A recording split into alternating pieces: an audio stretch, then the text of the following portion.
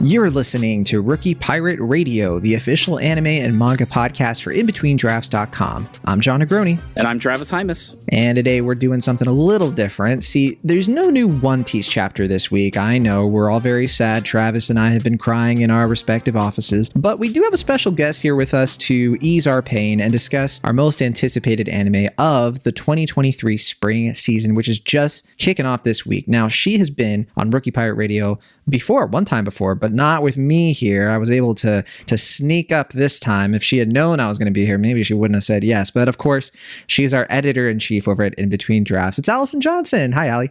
Hi. How are you? I'm doing okay. Like I said, not on Rookie Pirate Radio with me, have you?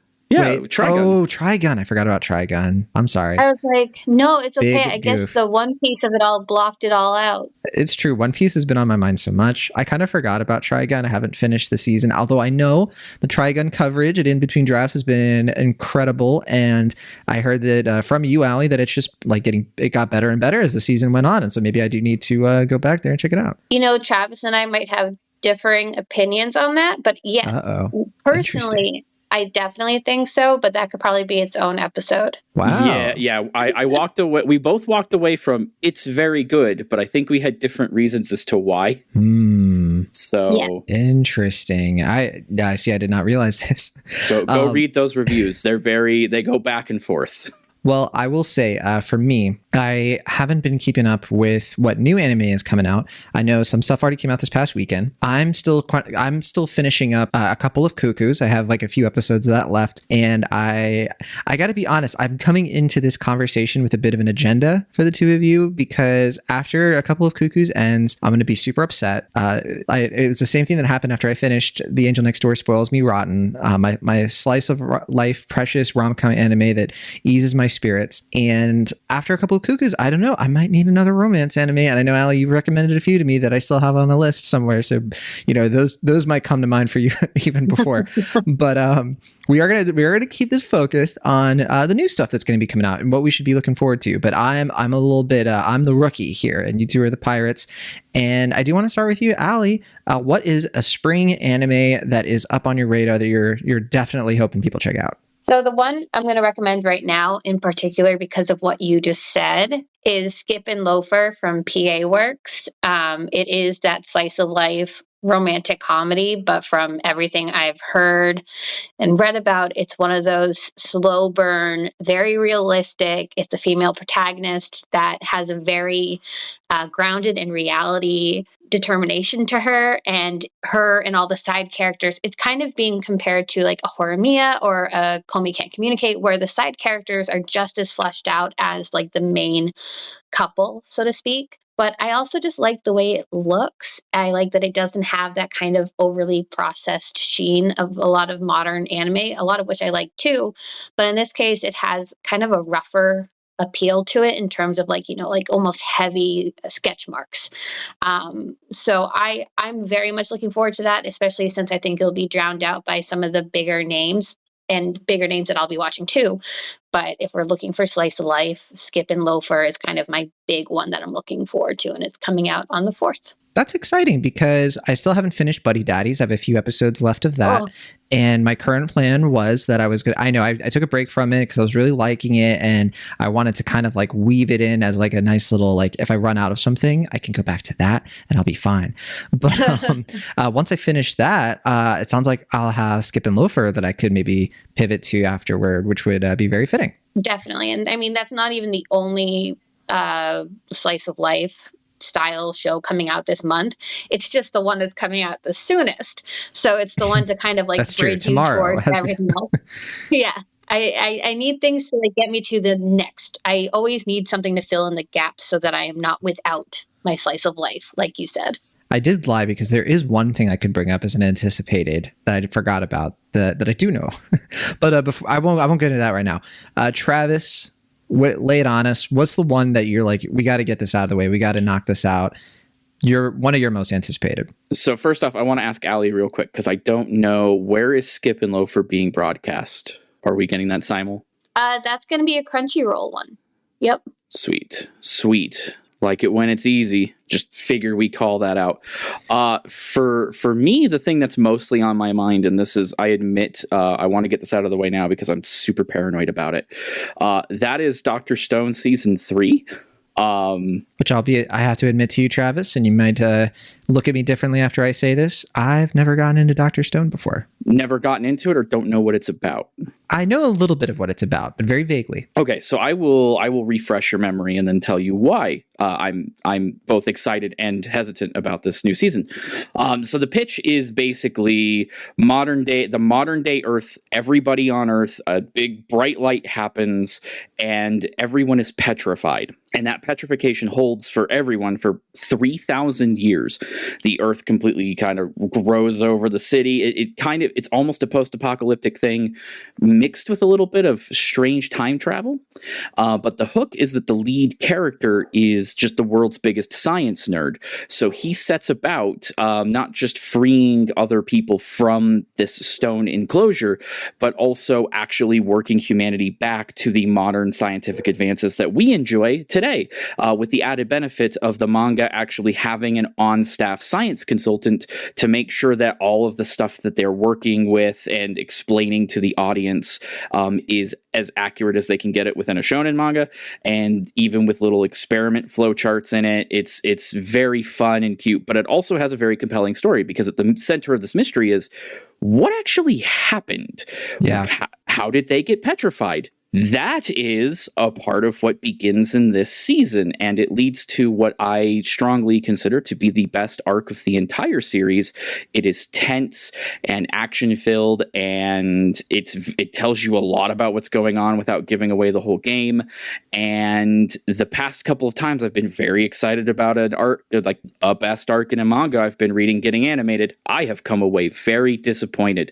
So this year's going to be a tough year for yours truly. But I'm really hoping they nail it because it takes Dr. Stone from the goofy kind of like, oh, we've done some like shonen battle, but with science, to like, we are upping the ante, we're expanding the world, and things are going to get very serious very quickly. And it's so good. It is so good reading it. I'm very excited to see it animated. See, I've always found the premise really interesting. And I've always been curious because I know one of the previous arcs included something called the Stone Wars, which I don't have a lot of context for. But the reason I've always held back on Dr. Stone and Mob Psycho to an extent is because I've been told by multiple people that I wouldn't like it because I couldn't get into Full Metal Alchemist.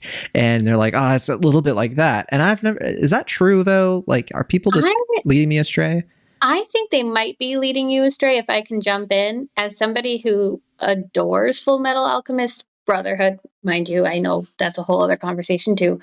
But I haven't watched all of Mob Psycho. This seems very different. And honestly, with some stuff coming up that I know of, as somebody who likes One Piece, it's kind of surprising you haven't tried this one out. Yeah, I mean, I will not cease to surprise you when it comes to anime. No, believe me, I have picked that up because sometimes it's like the things you recommend, I'm like, that makes sense. Sometimes I'm like, where did you find that one? And I really appreciate that as somebody who also tries to like cast a wide net. But I can never predict it. Like, I will watch things that people tell me are like, John, you will love this. Like, this is for you. Yeah. And it will be like something like Tokyo Revengers or whatever. And I'll watch it and I'll be like, oh, this is okay. But then I'll watch something where people are like, this is the biggest trash. And then I'll be like, this has the juice, trash juice maybe. But yeah. Yeah, no, I gotta say, I'm raising an eyebrow at the comparisons to like Mob Psycho and Full Metal Alchemist because they're very different things. That's what I thought. I was like, how are they supposed to be? Aggressively different. Yeah, Dr. Stone is for up until Sakamoto days started in Shonen Jump, was kind of my favorite non-One Piece manga in the releases, because it was always so compelling, and it very much does feel like an adventure manga rather than a battle manga, which may be what turns you off of certain things. But in the case of Dr. Stone, it's they're trying to solve problems a little bit more grounded than a normal like power system or anything like that. And It's like the third season of Yu Yu Hakusho. That's a whole different conversation. Oh boy. It's not a story that ends because the author has broken his body so much that he can't use the restroom. Let me put it that way. Right. But no, I think it's worth a look in, especially if you, let me put it this way. Now that we've reached this point in Dr. Stone, they literally have a pirate ship. That's what I'll tell you. That's what I was alluding towards in terms of what we're getting towards. It's kind of surprising you haven't dipped in, but I just want to say also about it, as somebody who does love this show, I think you'll know pretty quick if it is for you or not, because it has very like almost crude drawings, but set against very beautiful landscapes. And that dissonance can kind of cause people, I think, to either like be very much for it or very much like, this is not for me. So I don't think it's one of those ones that you'll have to take like 10 episodes to finally be like, no, this is not my vibe. I think you'll know pretty quick. So therefore it's not a waste of your time. All right. Well, I did want to bring up, I know that I don't think this is getting a new season quite yet, but we did get a special episode. I think it's like a 35-minute episode of Love is War, which I know Allie and Travis, you are well aware that I'm a super fan of that anime, because it's generally one of my favorite anime of all time. It just came out on Crunchyroll, and it's covering a few of the manga chapters that happen like right after the big event that happens in season 3, which is like amazing, and I'm very excited, just because I've always thought, after reading the manga myself, the aftermath of that moment is so much more interesting and well written than the actual like moment itself. And it's what sticks out in my mind when I think back. And now that it's in anime form, I've already downloaded it. It's ready to go. I'm going to be checking it out. Once I'm prepared mentally for it. I know, Allie, you've watched Love is War. Travis, have you watched it yet or at all? Maybe. Nope. This one's an L on my part. I have not watched it yet. I wouldn't call it an L. I would call it a like, you're saving it for later. I mean, yeah. My spouse is a big fan of it. Actually, so it's gonna get shoved down my throat eventually, I'm sure. One thing cool about it too, I mean, the manga has finished.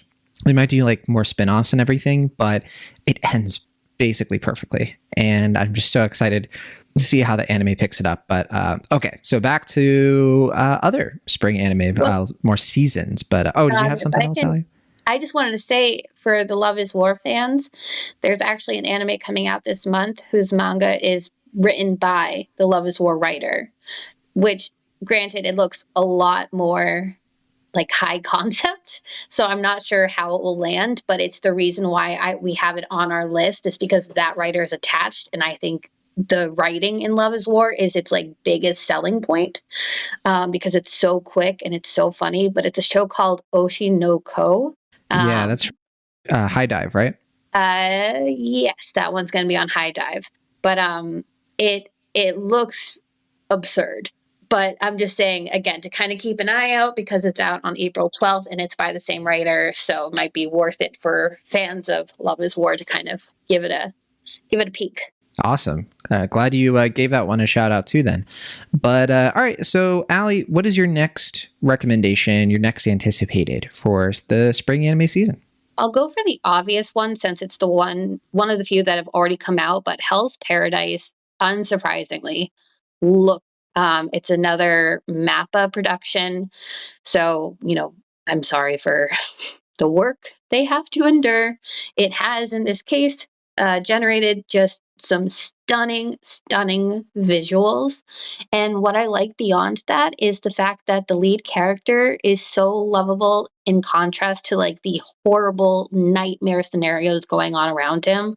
In 20 minutes, they've already really solidified a very dynamic leading character in an expansive world. I am so excited to get further into it, because from the trailer alone, it looks like it's mixing, body horror and fantasy with the general outline of a Suicide Squad type of story. So that's airing on Crunchyroll, and it just watch the trailers, some of the images, and they look so close to the manga panels too, and bring them to life with like a good amount of depth. I hope it doesn't let me down now that I'm like really singing its praises. Yeah. But I really like the first episode. I have seen a little bit of like, I mean, it genuinely looks like a big screen anime in a lot of places that it just happens to be, you know, it's going to be on Crunchyroll, or it is on Crunchyroll now, right? Like one episode so far? Yep, just the one so far. Nice. Yeah, it looks fantastic. I'm actually pretty excited about that one too, because, you know, once I get over my like slice of life, you know, anime, rom-com anime phase, I mean, I shouldn't even say phase. I'm always in that. The lifestyle. Yeah. It's like, because I was doing My Hero Academia for a while, so I did get back into shonen a bit, and obviously Chainsaw Man before that, and yeah, there you go. So. Yeah, I have to say, Ali has completely buried the lead on Hell's Paradise here, because I sat down to watch the first episode and I hadn't read anything. This is one of those ones where I'm like, I'm gonna check it out, see if it's worth catching up on it later, because I know the series run. And I'm a fan of the next series that this mangaka put out after Hell's Paradise. Oh, but it got canceled, unfortunately. But boy howdy, did I not expect Wife Guy the anime.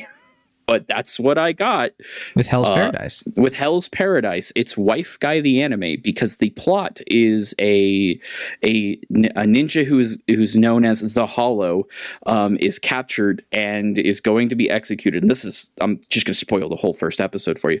But they try to execute him, and he just resists with his skills, because while he says he has no attachment to his life and doesn't care, the reality is that he was trying to John Wick the situation and get out of being a ninja assassin, because his wife softened his heart and he just wants her to have a normal life. And yeah, he's a wife guy. That's his character flaw. So it's high fantasy John Wick set in the Edo period of Japan. Yeah, and then they have to go to what they think is the other side, like the afterlife, to find the elixir of life, and he's recruited to do it. He'll get a full pardon. He'll get to take his wife and get her out of there and be safe if he goes and does this thing. And he's like, sure, I'll do anything, because now he can be honest about how much of a wife guy he is. It's actually genuinely adorable, and I'm like, oh, that's what this is actually. It does not tell you that in the trailers, but that is what it is. Which will make whatever ensuing violence happens, I'm sure, even more devastating, because again, there's hints of the violence in this episode, and it still is super impactful. Just kudos to the animators, because we were looking away not me and my husband, but me and my sister were looking away at a couple moments. All right, well, that is Hell's Paradise, and it's available right now on Crunchyroll. But okay, back to you, Travis. What else you got for us? Oh boy, I think we need to then let's just get the ranking of Kings out of the way in the room. You know, I'm a Boji stan from way back. We all are now. I don't know if I told you, but I watched the whole thing, and it's fantastic. It's so good. I'm glad we're getting more so soon.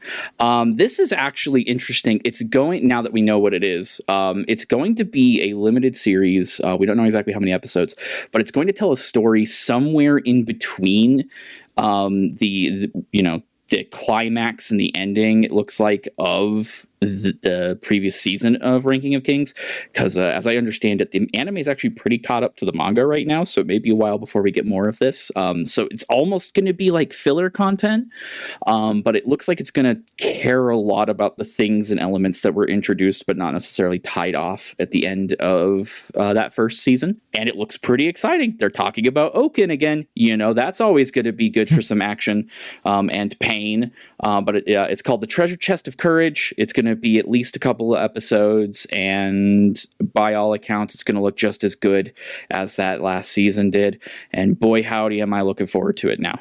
I always struggle to explain to people or to sell this anime to people, because they do look at like the appearance of the main character and kind of the general art style, and they're like, really, this? Like, this looks kind of like a cheesy 80s, 90s Japan Saturday morning cartoon. And I'm like, I know. And you don't think that they know? There's so much going on here. It's kind of amazing. And yeah, I mean, what a surprise hit for, I don't know how many people. I know for me, I did not see Ranking of Kings coming last year. I mean, end of 2021, especially. Like, it just came out of nowhere, and just a basically pitch perfect season. So I'm always hurting for more Ranking of Kings content. I haven't been reading the manga though, so I don't know how the manga compares.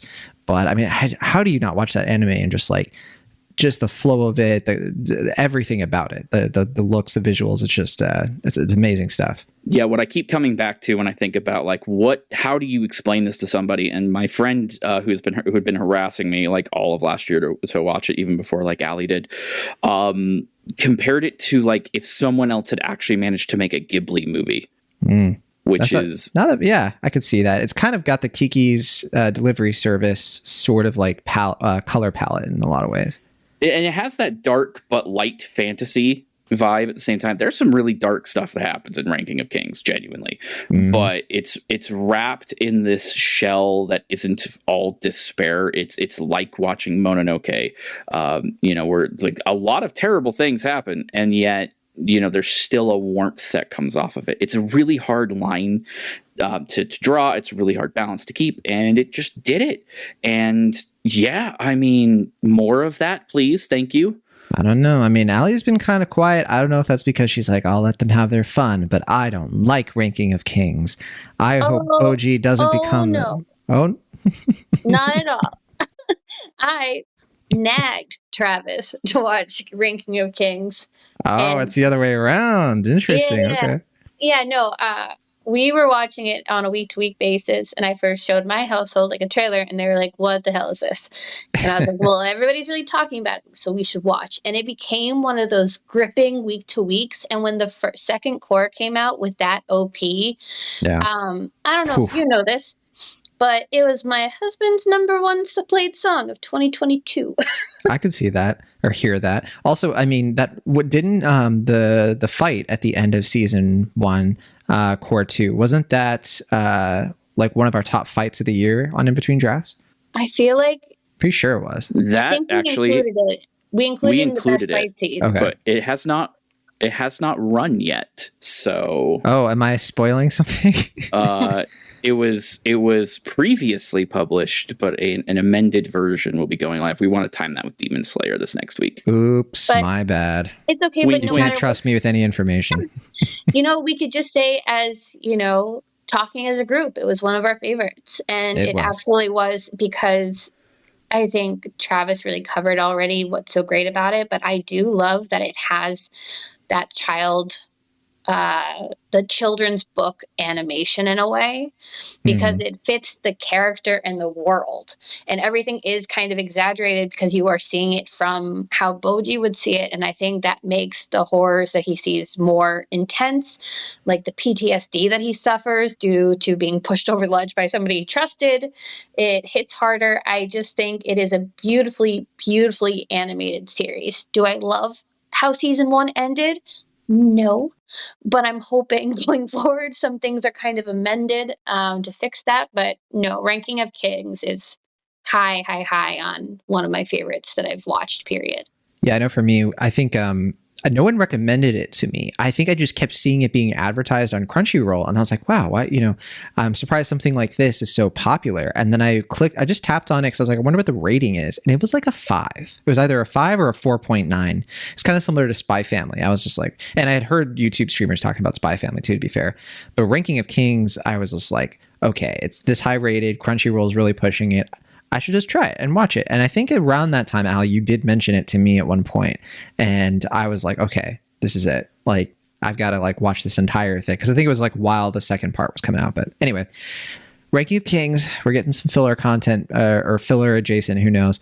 What else do you have, Allie? I think for like other top ones, we were talking about it before we started recording. It's called Heavenly Delusion, and apparently it is being simulcast through Disney Plus worldwide, but we're also going to get to see it, unlike something like Summertime Rendering that was blocked for a year from us. But it's by Production IG, which has done things like Haikyuu, which is one of my all-time favorites, and Ghost in the Shell. And it comes down to just watching the trailer. It didn't have any dialogue, and I was just captured by it. It looks, again, visually phenomenal, but it doesn't it's not erring to the side, again, of the kind of overly polished look of anime. There's some rough around the edges character quirks to it, and it just seems like one of those high concept science fiction fantasy series that I'd say tend to gravitate towards, but as I've kind of mentioned, I gravitate towards a lot of different genres. But I think this one is one of those things where, again, you watch a trailer and you're either there for it or you're not. And I'm really hoping that the actual episode follows through on my hope for it. But I just think you can't not watch it and appreciate the artistry that's gone into it. See, you said character quirks, and I just remembered the Kaiju number 8 previews that they've been putting out and making me sad with. So, but to your point about Disney Plus and everything. So we did talk about this before we started recording, and I have been looking into it the entire time in the background here. So it is on Disney Plus as a simulcast everywhere but the United States. But it is supposed to be simulcast on Hulu, and according to, as of like a few hours ago, from the manager of English dubbing at Disney, it should be on Hulu sometime this week, ideally at some point today, but looking right now, I don't see it. I'm glad you checked that, yeah, because I'm on Disney Plus right now and I don't see it. And Awesome. yeah, I was like, No, I went through that same trauma because Summertime Rendering did go to jail for a year, and then Bleach, Disney got the rights to Bleach, and I was like, oh no, they're gonna destroy people. And then they're like, no, it's gonna be on Hulu every week. I'm like, oh, okay. I mean, I'll fine. say when Naruto Shippuden was coming out week to week, I was watching the subs on Hulu back in the day. I was like, before I discovered, I don't think I was into Crunchyroll until Sword Art Online, like those days. But hey. The good news is it'll be watchable, ideally, sometime this week. Thumbs up. Hopefully it doesn't do this again in the future. I do, because I know this is from the same production studio as Haikyuu, and I know, Ali, you've recommended that to me multiple times, and I'm going to get to it someday, some way, somehow. I actually downloaded, I think, like 5 or 6 episodes for my flight to Japan, and I just didn't get to it, because I think on that flight I was watching Mobile Suit Gundam. So, I will say that I got into Haikyuu on my flight back from Italy after my honeymoon because I downloaded a couple episodes. So I do think it's a good flight show, and I will probably walk back now knowing more of your tastes. Oh, really? Well, because you've never really mentioned a sports anime in any of them. That's true. Well, Blue Lock. Oh, well, then yeah, you might. And you recommended Tsurune to me, and Haikyuu is way different than those. Tsurune, yeah. Oh man, Tsurune is the archery one, right? Tsurune is a piece of art. It is the archery one, and more people should watch it. It just ended last week. It is. I won't swear like I was about to, but it is gorgeous. Stinking gorgeous. But the production ID has done a ton of stuff too, though. It's just that the Haikyuu literally like leaps out at me when I see it. I like sports anime. Of course I like sports anime. High stakes and a low stakes like development setup kind of thing. Let's go. You will know so much about volleyball.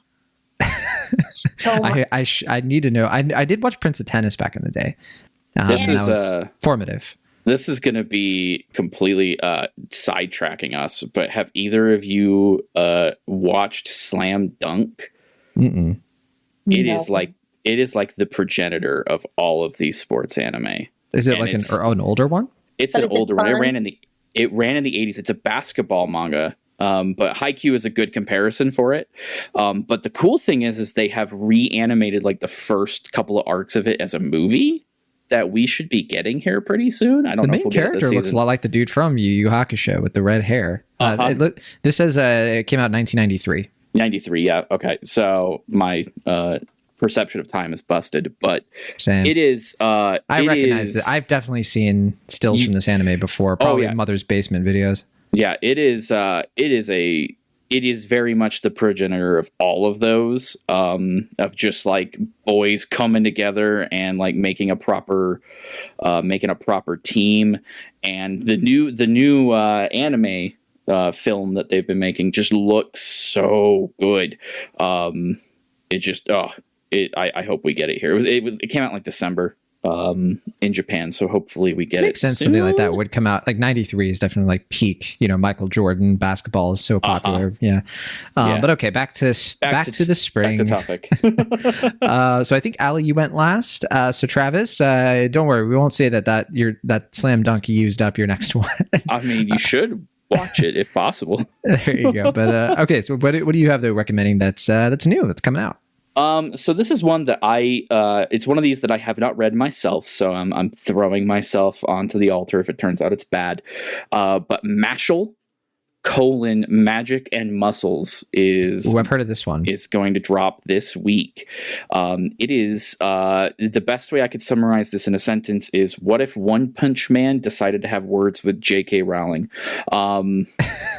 That's kind of it. It's a magic school, but like I guess Black Clover is your actual contemporary. Like this guy who goes to this magic school doesn't have magic himself, but whereas Black Clover is very much a Naruto-esque, like, I'm gonna be the best anyway. This main character named Mash just decides to get absolutely shredded. He's just like, if you're all going to use magic, I'm just going to hit you. That's Asta. That's 100% Asta from Black Clover. But it's played as a joke here. Not as like a serious, so there's a little bit of One Punch Man like kind of anti-humor in this. Even the main character gives big Saitama vibes. He's very stoic, very straight-faced. And yeah, basically just it's what it is. It's like joke Black Clover is kind of what the pitch seems to be. One of our other writers, Jose, has highly recommended it and may either be reviewing it or be dropping something on the site very soon, kind of giving you a look at why this is so worth looking at. But for me, it just kind of looks goofy, and I'm here for it. It just big muscle dude, like, hey, look, magic, punch. I'm gonna be the biggest. And people have also compared it to My Hero Academia for sure. Oh yeah, I guess that's a fair comparison. I don't know. I see Deku's way too earnest to be this kind of like anti-character, though. Well, yeah, not in the main character, but I think like the style is my understanding. Like in terms, because you know how My Hero can get a little wacky with its characters, but yeah, certainly not similar in that sense. But also Deku's quirkless, and so, Ali, you were looking for this one too, weren't you? Yeah, I definitely have it on my list, and kind of for the same reasons, though. I haven't read the manga either. I just thought it looked like a good comedy version of a couple of these. Well, I guess One Punch Man is, I haven't seen much of it, but I just thought it looked funny. I liked the idea that he doesn't have powers, so he gets ripped. It's such a shallow reason to want to watch it. I just like the premise. And again, I also like having a stacked lineup for the season. It's not like the top of my must-watch list so far, but I'm definitely going to check it out this week when it drops. Gag anime is the most powerful anime. We all know it is. Hey, that's why One Piece is so great, because One Piece is a gag anime half the time. And, yeah, well, Ali's experiencing that right now, of course. But now that I feel like we're at the halfway point, actually, in fact. And so, Ali, I do have to ask you, how's One Piece going? It's fine. Listen, I understand why people love it. I think Luffy is a great lead character. It's slow going because the people I watch it with have their attention has been distracted, as it often is. What part are you at? He just fought. Zoro just fought the guy. Oh, Mihawk. Oh boy. We'll leave her to what happens next, Travis. Like it finished, or he's still doing it? No, he already fought, and it was that really cool moment where they were like, it's a shame or it's like it's dishonest to have sword marks on your back as a pirate or something. I don't know, but it was really cool, and that's where I am. And apparently, the next stuff is supposed to be good. It's been a while, and I'm forgetting what I've watched. But I am like 30 episodes deep. I feel like I have to be. Yeah, for where you are literally, so for people who listened to our last episode where Ali was on, you're basically one full arc away from your commitment to finishing the East Blue Saga. Okay. So Well- you are increasingly close to the edge here. Well, once my viewing partner has finished season 2 of Vinland Saga, seasons 1 and 2 of To Your Eternity, and season 4 of Love is Blind, I may get to dip back into it. Wow, that is a lot of content. Y'all need more than one TV. Yeah, We do seriously. You have need to be like more than one TV. bring them all into one room and just like watch all this stuff at the same time, I The guess. problem is he wants to watch it with me. To Wow. watch my reactions, to make sure I'm reacting the right way, I think. Wow, that's annoying though. If somebody did that to me, I'd be like, "Excuse me." See, I say that, but like I did that exact thing to my spouse with the Trigun finale. See, my I spouse did that with hates Skater stuff like Infinity. this. The extent of the anime my spouse has watched has been Avatar: The Last Airbender, which isn't even anime. Yes, but, it is. Yes, it is. It's inspired by. It's anime. It's too Western. It's Western Yeah. anime styled. But yeah, we don't have to have a whole debate about defining anime. But That'd be a fun thing for this podcast to do. for other shows that I've told her, I'm like, oh, I love this is one of my favorite shows of all time, and it's like we could watch it together. And she's like, but you've already watched it, and I'm like, yeah, I would watch it again. She's like, no, she just doesn't want to watch something with me if I've already watched it. But okay. So I think Travis, you went last. That was Mashal. I want to watch this just to know how to pronounce it. Okay. Yeah, I believe it's Mashal because it's supposed to literally be like a portmanteau of sorts. Magic and muscles. Something like that, yeah. All right. Okay. So that's going to be on Crunchyroll later this week, April 7th. All right, Allie, what else do you have for us? So looking at what else we have that we haven't mentioned, I guess maybe this is because I'm covering it for another outlet too. But Insomniacs After School for High Dive.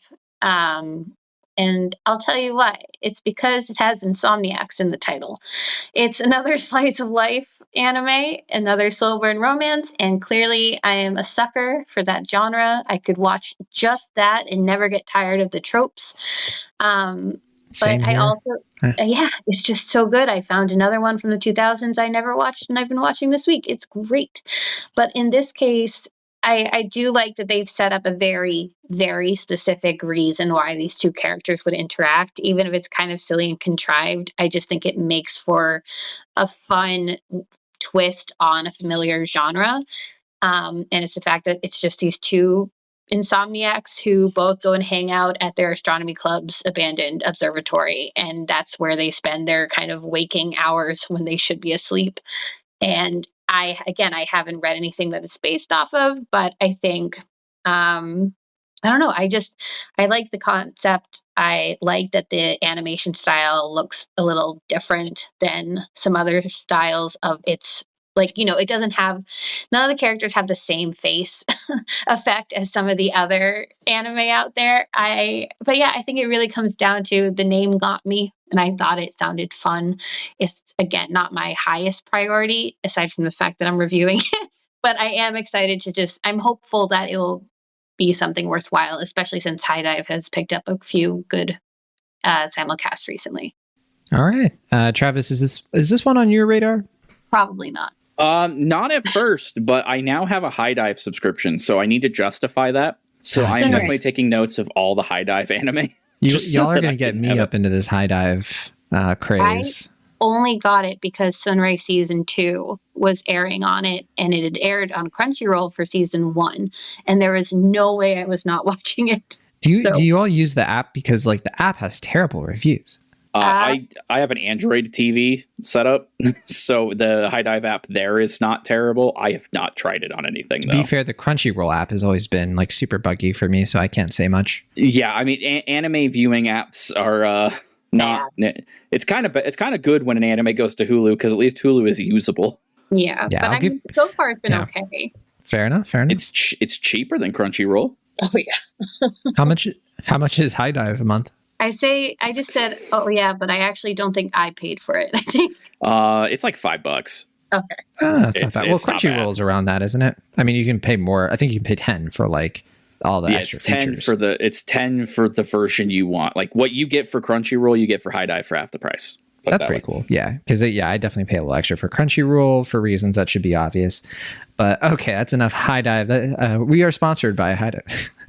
Okay, If they want to, I boy was gonna howdy. say, I was like, if we need a sponsor, but okay. So that's Insomniacs After School. It's going to be on High Dive on April 10th. Travis, do you have anything left? I have one very indulgent one that I have to call out. All right. This one's actually going to be on Netflix. So this is going to be a little bit further out than some of these other ones that we've talked about. But in May, on May 11th, Netflix will be releasing the final season of the CG Ultraman anime, which this is only for me personally. But the Ultraman anime actually follows from the original 70s TV show with the original Ultraman's kid, and then it reintroduces all of these other concepts to the anime over the course of 2 seasons. And then this is going to be the final big season, big legacy payoff. It's just super indulgent. I'm a big tokusatsu nerd. I think it's actually a really good manga that's been adapted pretty dang well. And unlike other anime, it doesn't have to live in Netflix jail forever. See, I was going to say, because I've heard bad things about the Netflix Ultraman, and from multiple people.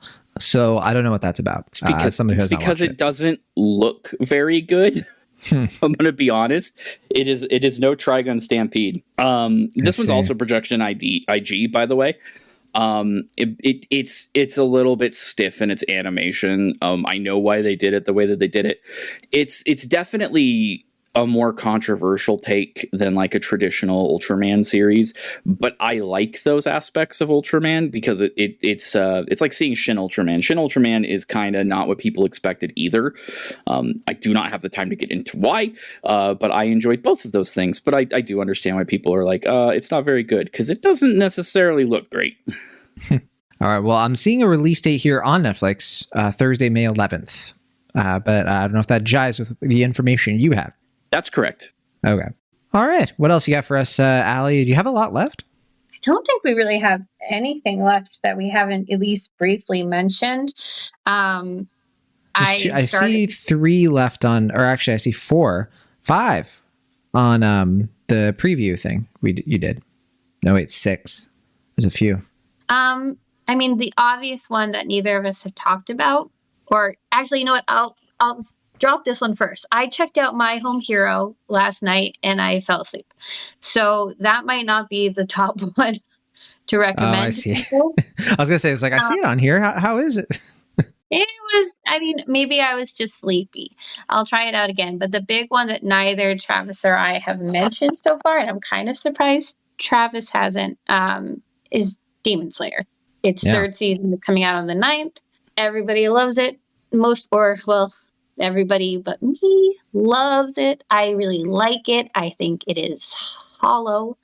But it is coming back, and I think it looks already much better than season 2 did in terms of where the story is going.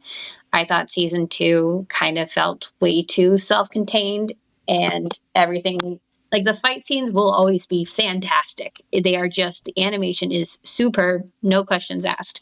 But I just do not give a shit about any of the characters at all. And they're introducing more, it seems or they're fleshing out more. And I am excited to see more of the female characters get involved. But I don't know. It's I'll watch it week to week. It's fun, and it's fun to watch with a group of people. I just don't know if once it ends, I'm ever wow, I can't wait till it comes back. No, I'm actually a lot closer to where you're at with it than you might expect. I found Entertainment District to be such a slog. And I'll say after that ended, and I was definitely let down by the Mugen Train. And then when I watched, when they finished it, I was okay, now we're getting some pickup here. Now I feel like we're kind of progressing and moving along. So when the season ended, I was you know what, I'm going to check out the manga for the first time. I made it 5 or 6 chapters into the Swordsmith Village arc, and I was not impressed by anything about it. I just, the way the manga's drawn, not to be mean or anything, I I did not like the general, like, compared to the anime. I just was like, this is not very fun to read. I didn't find it very compelling, and I found the story just to be kind of a retread. But I'm hoping the anime kind of changes my mind on this arc. But what about you, Travis? Are you gonna talk us down now and put us on our place for? So I hadn't brought it up yet off. because, I hadn't brought it up yet because I didn't want to be like that guy who just recommends the 5 adaptations out of Shonen Jump and call it good. But man, okay, so this was brought up in a group chat, and it struck me like right upside the head when Ali, or I don't know if it was Ali or if it was Quinn, but somebody said it was shallow, and I'm like, shallow. What? I what? So having a little bit of context to that. For me, Demon Slayer is kind of a weird one because I engaged with it very differently than most people did. I didn't read or watch Demon Slayer until 4 hours before I went and saw Mugen Train. I literally that's not too was different like, from me, because I didn't get into the first season until I think there were like 1 or 2 episodes left of that season. Well, you see, I binged up until the Mugen Train arc started in the manga. Like, I just straight read it. And admittedly, there are parts of it that are a really hard read. But I guzzled it down and went and saw the movie, and I thought the movie was actually really good. I thought it was kind of inspired in terms of again, I like battle manga that are a little bit more creative, and I think the Mugen Train concept is pretty creative, and I think it does leave a particularly good gut hit. The thing about Demon Slayer and its success is I do think the criticism that it's very traditional, it's very classical shonen, in an age where we have a lot of Jujutsu Kaisens or Chainsaw Mans that are like pushing the lines of what a shonen manga really can be. Demon Slayer showed up and was very much like, nah, we're going to be an arc to arc like struggle. We're going to get a little bit stronger. The thing that I think is really the core of Demon Slayer is like that struggle is so much harder than in kind of its contemporaries or even what it's pulling from a classical sense. So for me, seeing Mugen Train and seeing just how hard that ends with that final last fight, and which they then adapted for the anime's second season as well. So that's a little bit taxing for the viewer. I think they should have just done one or the other. But that leading into Entertainment District, the whole time, because Entertainment District drags as like one big long conflict, you start to get that sense that this is going to happen again. They're going to maybe pull through a win, but it's going to cost them a bunch. It's going to cost them another Hashira, maybe something like that. And then it doesn't. They all live, which is not how the previous arcs have been, and it's this very incremental move. And if you can buy into kind of the thematic elements of like loss and how to grieve that kind of are symbolized by Tanjiro specifically in his own kindness, and that's how he remembers his family, and he extends that out to people. To see that little bit of incremental increase, it makes it, I think that's what people really latch onto it, is seeing, oh, they may actually have a chance at defeating the demons. You know, it's a manga, so you can kind of be like, yeah, of course they are eventually, but it is a bit of a slog. It's supposed to wear you out, so you feel that vibe. And yeah, if you can't get into any of those characters, I know one of them is a real pain in the rear. That makes it harder. I will be curious to see if Ali likes the new female characters they bring to the table, because I saw a leaked scene that let me see, the weebs are excited about. I don't know if she'll be excited about. Oh, good. But I oh good, yeah. It is a shonen manga in every sense of the word. But and this is probably me just being Shonen Jump pilled, but I do still like it. I still think there's a lot to take from it. And I am also hoping the best for the season. But I have not read this part. I stopped reading after seeing the movie, so I have no idea where we're going from here. And yeah, I do want to stress that Oh, sorry. Oh, sorry. Go ahead. No, you good. I just wanted to stress that I do like it. Like, clearly I've watched 2 seasons and I'm going to watch a third. I just don't totally understand the hype, especially when I place it against other contemporaries that I love, even traditional ones like My Hero that also kind of takes straight from the rule book. But and has a very similar lead character in its most basic, stripped down sense too. But John, what were you going to say? I was going to say my issue. I mean, I think the hype comes from it looks really good and people really like Tanjiro and Nezuko. Like, I think that's like the basic, like people really like him. You know, they watch him and get invested very early on and want to see him accomplish his goal. And it has that like, you know, binge worthiness to it of like every episode, there's a little bit of progression with him. But that kind of gets into like why I find it to be a slog eventually, because the power scaling is just so annoying in this story. Like the Hashira are just like nothing really makes sense in terms of like why some people are so overpowered and others aren't. The only sort of power scaling that kind of makes sense is the demons. Like it seems that there are rules with that, but like Mugen Train, like this thing lost me with like, you need to heal yourself by breathing. Get out of here. Just stop. Like why have I been brought into this hell? But I'm trying to cope with it, Travis. I know that you know, I'm in the same boat as Ali, where I am still watching. I was reading some of the manga, and you know, I'm gonna stick to the anime though for sure. Do you know what's interesting about what you just said, John? Too is I find that there's a similarity to Jujutsu with the whole power scaling and like rules of who is and isn't, and being able to like adequately explain how people get stronger and why certain people are stronger versus the villains who often have more of a tiered like understanding, but somehow Jujutsu still does it better. Like we can watch. I know it's so weird, right? And yeah, but there's definitely, and I wonder if it's kind of like a modern shonen thing where like people are less wanting to have to explain all the power systems and get straight to like the fun and the action and the meat of the story. Because I do feel like there was a similar thing in the first season of Jujutsu where we get to episode 5 and it's like, we're going to start tuning out whenever they start talking about like the logistics. They're powerful. That's enough. To be fair, man, One Piece has been doing that for a while in terms of just like waving away. Well, yeah, it's because One Piece is a gag manga. Yeah, I'm very curious to. I want to fast forward to Jujutsu season 2. That just makes me want to see how everybody reacts to things. I think the thing about Jujutsu Kaisen's power system, though, is actually I'm gonna go a little bit higher level. Comparing Jujutsu Kaisen and Demon Slayer is kind of interesting because they started around the same time in the magazine, and I think that they both pull from a very similar vibe. And of course, this is me trying to project onto a culture that I only know so much about, so grain of salt here. But there really does seem to be a sense internationally too of just kind of a general societal malaise that just like the world is cruel kind of thing.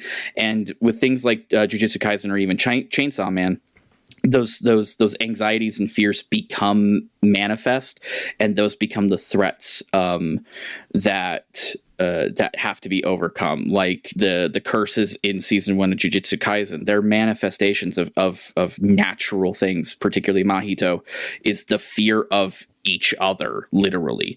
So of course his most dangerous power comes from making contact with another person, like physical contact. It's such a wild thing. Whereas Demon Slayer tries to address that same kind of like the world is cruel malaise through a more literal, like there are monsters out there and stuff again that you would see in an older shonen type of thing. And for a lot of people that's still really hype because you get into the battles and everything like that, but it does address things a little less thematically. I think that's a fair criticism. All right, well, Demon Slayer, the new arc, the Swordsmith Village arc, is going to be premiering on Crunchyroll on April 9th, so just a week or so from now. Did we have anything else left to go? Did either of you want to cover anything off before we say goodbye? I'll be indulgent one more time and just make a brief mention that Birdie Wing is coming back this season.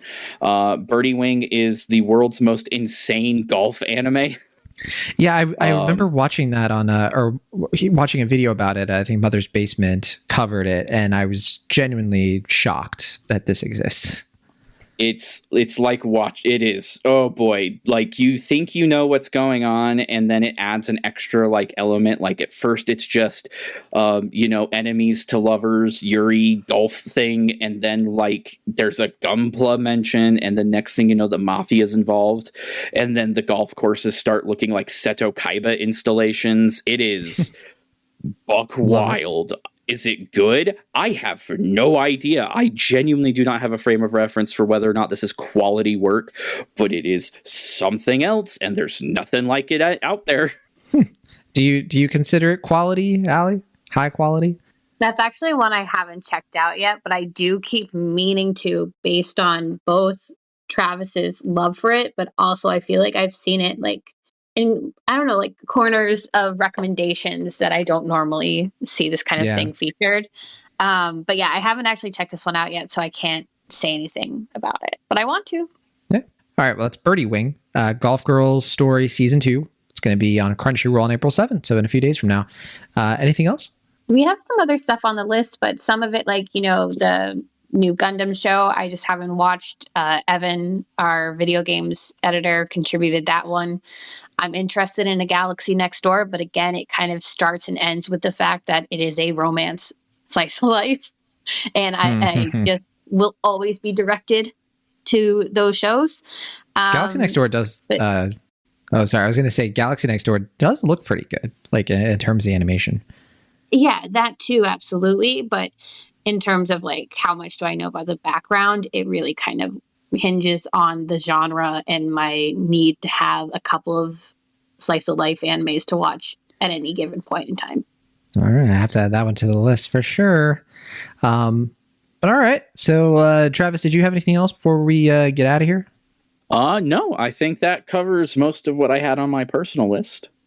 All right, well, that is our most anticipated anime of spring 2022, or spring 2023, excuse me. What year is it? We'll be back next week to hopefully cover and do a manga recap for One Piece chapter 1080. I'm definitely hurting for some One Piece, and I know, Allie, you probably hear that, and you're like, chapter 1080? You people need to stop covering One Piece. I will say that something I did mention in our One Piece episode that you weren't here for is that now that I connect you liking Wheel of Time with One Piece, it all makes sense. Really? Well, so how big of a fan are you of Wheel of Time? I'm a huge fan. See, okay. It's me and you only. How in the world? Okay. All right. They are very different, but it is sort of like... very different, but I mean in terms of dense fantasy world that take their time and add characters slowly over time. It's like, it does not surprise me as much, but also just like getting into it, like at this point, it's like so long. Exactly. It's hard to tell somebody now to go read it, but when you mentioned chapter 1080, it reminds me that I wanted to say that. That's all for me. Fair enough. All right. Well, thank you so much for listening. And we'll, of course, be back soon for another manga recap. And hopefully we do have more One Piece break weeks coming up. And so we are looking to do more coverage, more different anime things as we go on through the season. That said, I didn't say this at the top like I usually do, but if you have anything you want to write into the show about, you can always send us a message. Our email is rookiepirateradio@gmail.com. Again, rookiepirateradio@gmail.com. And we have a link to our Discord server in the show notes. We'd love to have you in our Discord. We have channels not just for One Piece spoilers, but we also have we have an anime channel. We have comics and manga, anything you like. If you're a fan of In Between Drafts, it should be there. And we would just love to have you in our community. All that info, including our email, that's all in the show notes. So go check that out, and we'll see you all in the next one. See you, everybody.